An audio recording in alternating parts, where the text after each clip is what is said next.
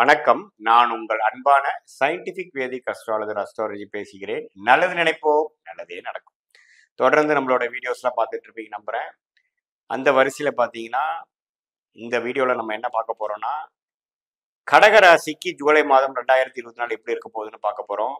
இப்போ பார்த்தீங்கன்னா, நம்மளோட வீடியோஸில் வந்து எந்த விதத்திலையும் மூட நம்பிக்கையில் போகாமல், மிகைப்படுத்தாமல் உள்ளது உள்ளவாறு பார்த்துட்டு இருக்கோம். அறிவியல் சார்ந்த ஜோதிட கலையை வந்து எப்படி அந்த ஒளி தத்துவம் வந்து நம்ம பூர்வ புண்ணிய கர்மா வந்து இந்த ஒரு வாழ்க்கை சம்பவங்களாக எப்படி உருவெடுக்கிறதுங்கிறது துல்லியமா பார்த்துட்டு இருக்கோம்.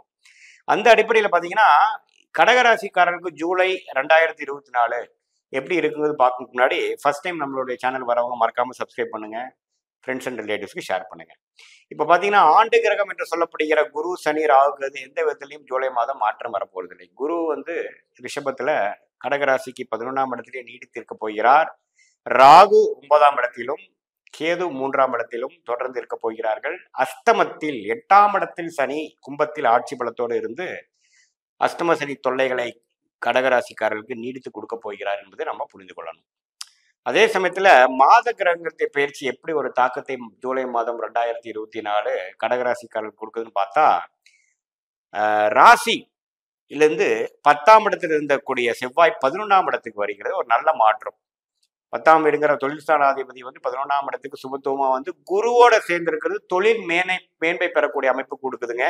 அதே சமயத்துல தன் வீட்டை தன்னை பார்க்கக்கூடிய செவ்வாய் 5ஆம் வீட்டை பலப்படுத்தி அதுவும் திருப்பலத்தோட பார்க்கும் பொழுது குழந்தைகளால சில நற்செய்தி, குழந்தைகளுக்கு ஒரு நல்ல விஷயங்கள் நடந்து காட்டக்கூடிய விஷயங்கள், குழந்தை பேர்வை எதிர்பார்க்கிறவங்களுக்கு ஒரு குழந்தை பேர்வு கிடைக்கக்கூடிய விஷயங்கள் எல்லாமே ஜூலை மாதம் வந்து ஒரு நட்பலனாக அந்தந்த வயதினருக்கு கொடுக்கக்கூடிய அமைப்பு உண்டு.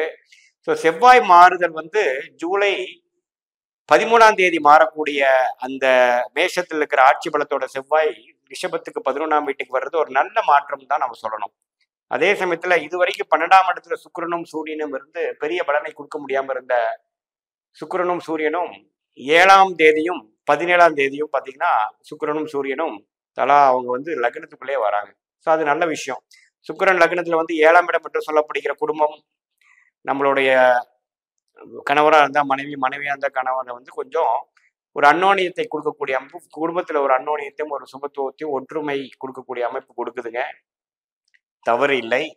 அதே சமயத்தில் புதன் வந்து ஜூலை 20ஆம் தேதி அதுக்கு பிடித்த நட்பு வீடாகிய சிம்மத்துக்கு வர்றது, 2ஆம் இடத்துக்கு வர்றது ஓரளவுக்கு பேச்சு சம்மந்தப்பட்ட விஷயத்தில் இருக்கிறவங்க, சொல்லிக் கொடுக்கும் வேலையில் இருக்கிறவங்க, டெக்னிக்கல் துறையில் இருக்கிறவங்க, வக்கீல் அது மாதிரி விஷயத்துல கன்சல்டிங் துறையில் இருக்கிறவங்க, அவங்களுக்கு எல்லாமே ஒரு நல்ல ஒரு முன்னேற்றத்தையும் நல்ல பலனை கொடுக்கக்கூடிய ஒரு மாதமாக கடகராசிக்காரர்களுக்கு உண்டு.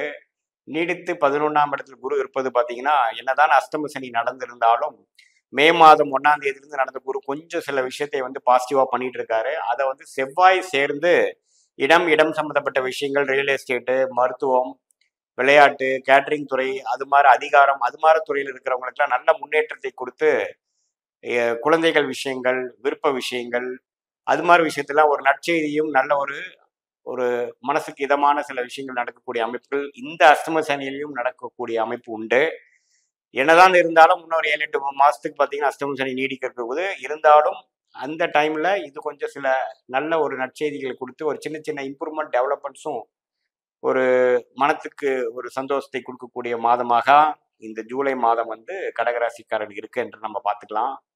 மாணவர்களுக்கு நல்ல ஒரு படிப்பு கொடுக்கக்கூடிய ஒரு விஷயம், குறிப்பா செகண்ட் ஹாஃப் ஆஃப் ஜூலை வரக்கூடிய அமைப்புகள் உண்டு. அதே சமயத்துல தொழில் பண்றவங்களுக்கு பார்த்தீங்கன்னா, எப்போ செவ்வாய் 11ஆம் இடத்துக்கு வருதுன்னா, இது வரைக்கும் ஜூன் மாதத்துக்கு முன்னாடி ஜூன் மாதத்துல சில செய்த முன்னேற்றங்கள், சில உத்வேகமான சில முயற்சிகளுக்கெல்லாம் ஒரு பலனை கொடுக்கக்கூடிய ஒரு மாதமாக, குறிப்பா ஜூலை 13ஆம் தேதிக்கு அப்புறம் ஆகக்கூடிய செவ்வாய் பயிற்சிக்கு வந்து கொடுக்கக்கூடிய அமைப்பு இருக்கு. ஸோ தவறில்லை.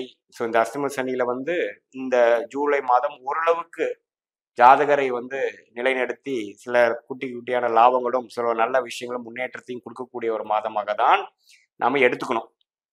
இது வந்து பொதுவான வந்து ஒரு ஆண்டு கிரகமும் மாத கிரகமும் இருந்து கடகராசிக்கு எப்படி ஒரு தாக்கத்தை கொடுக்குமாறு ஒரு பொதுவான பலன்களை தவிர, உங்களுடைய ஜென்ம ஜாதகத்தில் எந்த தேதியில பிறந்தீங்க, கிரகங்கள் எப்படி இருக்கிறது, இப்போ என்ன தசாபுக்திகள் போயிட்டு இருக்கு, அந்த தசநாதன் புக்திநாதன் உங்க ஜாதகத்துல எப்படி இருக்கார், அதெல்லாம் வைத்து தான் நம்ம துல்லியமான பலன்கள் எடுக்க முடியும்.